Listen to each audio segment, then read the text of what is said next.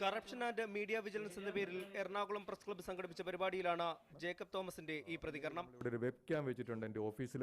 അതുകൊണ്ട് ഇനി മുതൽ മൊത്തം സുതാര്യ കേരളമാണ് എന്നൊക്കെയുള്ള പാലിയേറ്റീവായിട്ട്, അതായത് ഫീൽ ഗുഡിന് വേണ്ടിയിട്ട്, അത് വളരെ നെഗറ്റീവായിട്ട് കറപ്ഷൻ പ്രോത്സാഹിപ്പിക്കുക മാത്രമേ ഉള്ളൂ ഈ പറഞ്ഞ ബെനിഫിറ്റ് ഫ്രെയിമിങ്ങിലുള്ള ചെപ്പടി വിദ്യകൾ.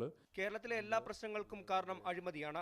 എന്നാൽ വെറും 10% ഉദ്യോഗസ്ഥർ മാത്രമാണ് അഴിമതിയില്ലാതെ തങ്ങളുടെ കടമകൾ നിർവഹിക്കുന്നതെന്നും അദ്ദേഹം പറഞ്ഞു.